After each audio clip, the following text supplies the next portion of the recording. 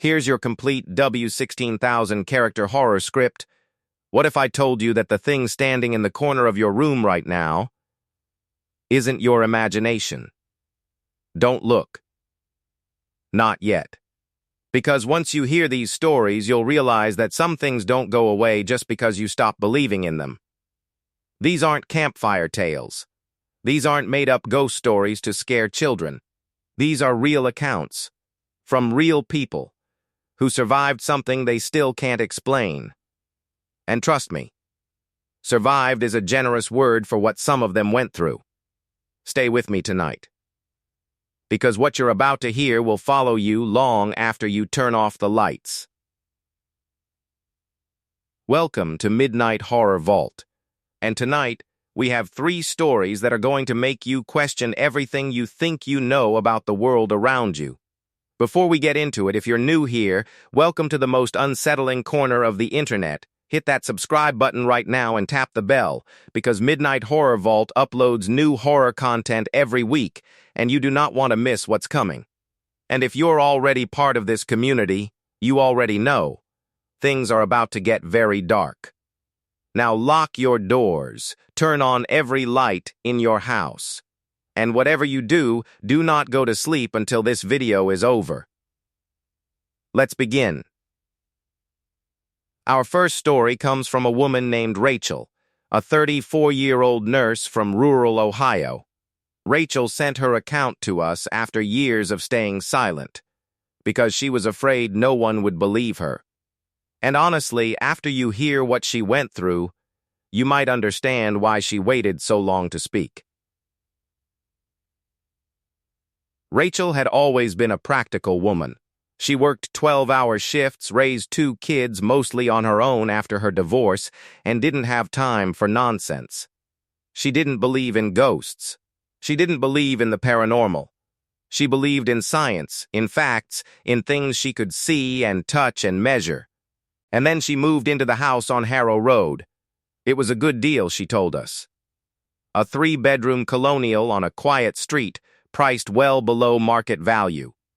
The realtor said the previous owner had passed away inside the home, which is why the price was lower, but that it had been fully cleaned and cleared. Rachel didn't think twice about it. People die in houses all the time, she said. That never bothered me. What bothered her was what started happening on the very first night. She had put her kids to bed, her son Tyler, who was 8, and her daughter Emma, who was 6, and she was sitting in the kitchen going through moving boxes when she heard it. A sound coming from upstairs. It wasn't loud. It was soft, rhythmic, almost like someone rocking in a chair. Back and forth. Back and forth. She assumed it was one of the kids, maybe rocking a toy or something, so she went upstairs to check. Both children were sound asleep. The sound had stopped. She told herself it was the house settling, that old houses make noise, and she went back downstairs. But the sound came back. And this time it was louder. And this time it wasn't coming from upstairs. It was coming from the hallway directly behind her. She turned around slowly, and the hallway was empty. Completely empty. But the sound was there, filling the air, that steady, rhythmic rocking, and now she could feel it. A faint vibration in the floorboards beneath her feet. She backed against the counter, her heart pounding, and just as suddenly as it started, it stopped. Total silence. She stood in that kitchen for 20 minutes before she moved again. Over the next 2 weeks, things escalated in ways that Rachel still struggles to describe. She would wake up at 3 in the morning to find her bedroom door open, even though she always closed it before sleeping. She began finding handprints on the inside of the bathroom mirror, small handprints, child-sized handprints, that appeared even after she cleaned the mirror completely. Her kids denied touching it. And here's the thing that really got to her. The handprints were always on the inside of the glass, not on the surface you could touch. On the inside, like something was pressing out from within the mirror itself. Then came the night everything changed. Rachel had just gotten home from a late shift and was exhausted. She checked on the kids, both sleeping, and went to bed without even changing out of her scrubs. She fell asleep fast. But sometime in the middle of the night, she became aware that she was awake, fully alert, even though she couldn't move. She told us it was like being encased in concrete. Her eyes were open, she could see the ceiling, she could hear the house around her, but her body refused to respond. Sleep paralysis, you might say. And she thought the same thing. Until she saw the figure at the foot of her bed. It wasn't a shadow. She was very specific about this. It was a woman, an older woman in a dark dress, standing completely still. Hands folded in front of her, just watching Rachel with an expression that wasn't angry or threatening. It was patient, like she had all the time in the world. Like she had been waiting for a very long time. Rachel tried to scream and couldn't. She tried to move and couldn't. And the woman just stood there watching for what Rachel estimates was about 4 minutes. Then she simply wasn't there anymore. Gone. Like a light switching off. Rachel was out of that house within 3 days. She didn't take everything. She left furniture, left appliances, lost her deposit, didn't care. She packed her kids and drove to her mother's house 2 states away and didn't stop once. Later, she did some research on the property and discovered that the previous owner, the one who had died inside the home, had been an elderly woman named Margaret Hollis. And in the only photograph Rachel was able to find online, from an old neighborhood newsletter, Margaret Hollis was wearing a dark dress. And her hands were folded in front of her. Exactly like that. Rachel never went back. She told us that she doesn't talk about it much anymore, because when she does, she starts hearing things again at night. She says it's like talking about Margaret reminds something that she's moved on. And whatever that something is, it doesn't want her to forget. Rachel's story ends there. But our night is just getting started. Because the second story we have for you tonight is not about a ghost. It's about something that is very much alive. And it's far worse. This story was submitted to Midnight Horror Vault by a man we'll call Daniel, because he specifically asked us not to use his real name for reasons that will become very clear. Daniel was 26 when this happened, living alone in a ground-floor apartment in a mid-sized city in the Pacific Northwest. He was a software developer, worked from home, kept odd hours, and because of that, he was often awake very late when the rest of his building was asleep. He told us that he had noticed over several weeks that he was being watched. Not a feeling. Evidence. It started small. He would close his blinds at night and find them slightly open in the morning. Just a crack, even though he lived alone and no one else had a key. He started finding small things moved around his apartment. His coffee mug on the wrong side of the sink. A book left open to a different page than he remembered. His chair angled slightly differently than he had left it. Each thing on its own was nothing. Together, they painted a picture he didn't want to look at. He installed a security camera in his living room. Nothing happened for 5 nights. On the 6th night, at 2:17 in the morning, the camera captured something that Daniel says he has watched hundreds of times and still cannot fully process. The front door of his apartment opens. Slowly. Without a key turning, without any sound, it simply opens. A figure enters. It's dressed in dark clothing, moving quietly along the far wall of the living room, staying out of the center of the room like it knows the layout. It goes down the hallway toward the bedroom where Daniel is sleeping. The camera doesn't cover the hallway. For 9 minutes, nothing moves on screen. Then the figure comes back. It walks back along the same wall, exits through the front door, and pulls it closed behind it. Gently, like it didn't want to wake anyone. Daniel called the police immediately after watching the footage the next morning. They reviewed the video and agreed it was deeply concerning. But because nothing had been taken and Daniel was unharmed, there wasn't much they could do right away. They increased patrols in the area, They told him to change his locks and install a deadbolt. He did all of that within 24 hours. He also started sleeping with a knife on his nightstand, a fact he's not proud of, but doesn't apologize for either. For 2 weeks, nothing happened. He started to breathe easier. He told himself it had been a one-time thing, maybe someone who had the wrong apartment, maybe something he would never fully understand, but that was over now. And then he found the photograph. It was slipped under his apartment door one morning. A single photograph, printed on regular paper.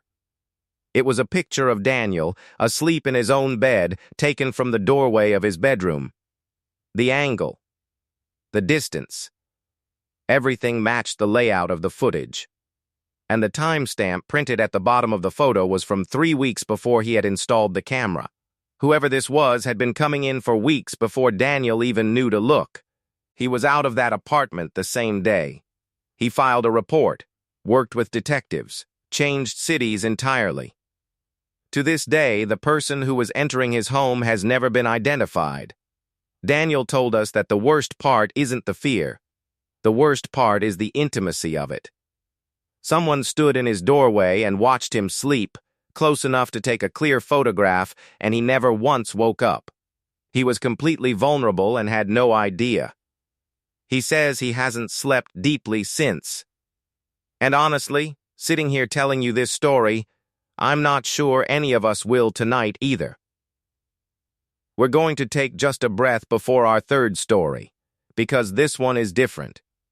The first 2 stories are frightening in ways that feel external, a presence in a house, a stranger in an apartment. This final story is frightening in a way that is more internal, more psychological, and in some ways far more disturbing. Because this story asks a question that I don't think any of us really want answered. What happens when you can't trust your own mind? And what if the reason you can't trust it isn't a medical condition? What if something else is responsible? This account comes from a woman named Sonia, 41 years old, a high school art teacher from a small town in upstate New York. Sonia had a reputation in her community for being calm, steady, warm. Her students loved her. Her colleagues respected her. Her neighbors described her as the kind of person who always noticed if something was wrong with someone and always did something about it. She was, by every account, completely grounded. And then, over the course of 8 months, she began losing time. It started subtly. She would sit down to grade papers after dinner and then look up and realize 3 hours had passed and she had no memory of them. She would begin cooking a meal and suddenly find herself sitting on the floor of the kitchen with the stove off and the food unfinished, with no recollection of stopping. She would start a sentence in conversation and lose the thread completely mid-word. She went to her doctor, who ran tests. Everything came back normal. She went to a neurologist. Normal. She saw a therapist who suggested it might be stress or early-stage dissociation brought on by burnout. Sonia tried to accept that explanation. She really did. But then she started finding things. Notes in her own handwriting in places she had no memory of leaving them. Under her pillow, inside her shoes, tucked into the pages of books she hadn't opened in months. The notes were strange. They weren't coherent sentences. They were fragments. Phrases like "it was here again" and "don't open the back door" and "she was watching from the yard." Sonia didn't remember writing any of them. Her handwriting, her pen, her house, but no memory. Her therapist suggested she might be writing during dissociative episodes, that it was actually a kind of self-communication, her mind trying to send messages across the gaps in her consciousness. Sonia found that explanation deeply unsatisfying, because some of the notes described things she could verify. One note said simply 3 crows on the fence Thursday morning. She had no memory of writing it. But when she checked her phone, she found a photo she had taken on a Thursday morning 2 months prior of 3 crows sitting on her backyard fence. She had no memory of taking that photo either. Another note referenced a neighbor's car, a specific blue sedan, parked in front of her house at 2 a.m, with a detail about the license plate being partially obscured by tape. She went through her security camera footage from that period and found exactly that, a blue sedan, parked there for 40 minutes at 2 in the morning, license plate partially covered. How did she know that? How did some part of her record those details when the rest of her mind went dark? But the note that broke her was the one she found inside her refrigerator, on a Tuesday evening, written on the back of an old receipt. It said, very simply, "She stands at the foot of the bed.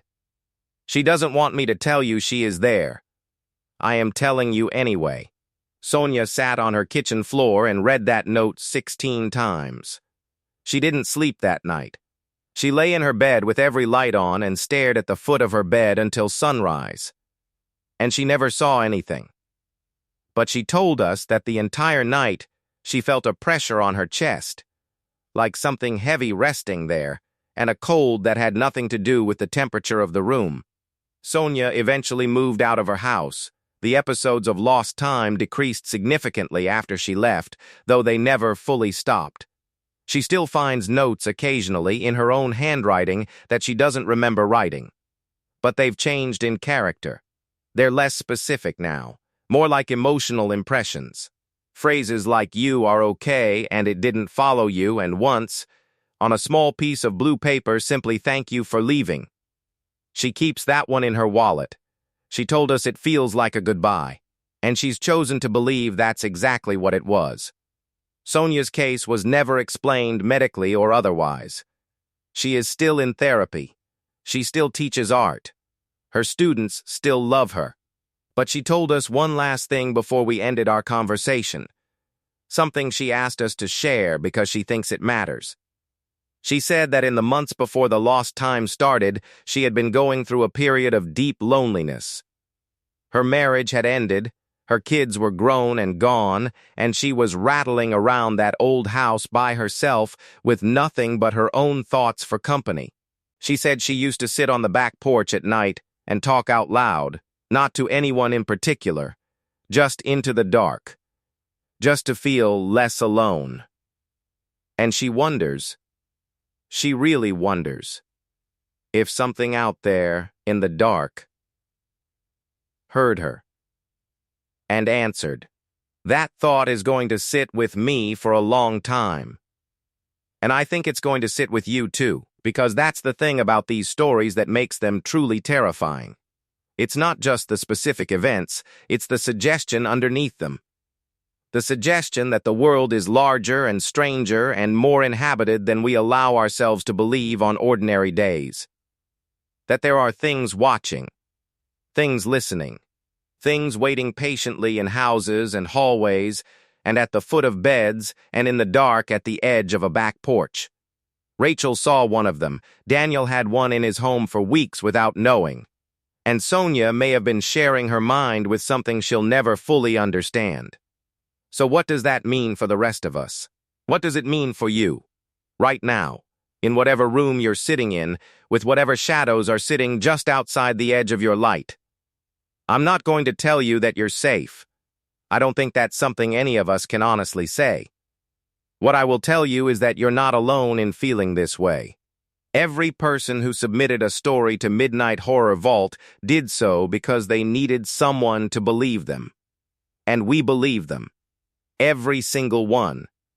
If you've had an experience you can't explain, if you've seen something you shouldn't have, if something has happened to you that no one in your life takes seriously, we want to hear it. Drop it in the comments below. We read every single one. And your story might become part of a future video on Midnight Horror Vault. More importantly, sharing what happened to you might help someone else feel less alone in what they experienced. Horror is less frightening when we face it together. Slightly less frightening, anyway. And before you go, do something for us. Share this video with someone, a friend, a family member, someone you want to stay up all night worrying about. Send it to the person in your life who claims they don't scare easily. Let's find out if that's really true. Every share helps more people find these stories, and it keeps this community growing. And this community, the Midnight Horror Vault family, is something genuinely special. You are part of that. So share the fear, spread the darkness, and whatever you do tonight, when you turn off your lights and close your eyes, try not to think about what Sonia said, about talking into the dark, about something hearing you, about something answering. Because you've been listening to this video for a while now, and somewhere out there, on the other side of your screen, in the quiet space just beyond where your eyes can reach, something may have been listening right along with you. Sleep well, if you can. This has been Midnight Horror Vault. We'll see you in the dark.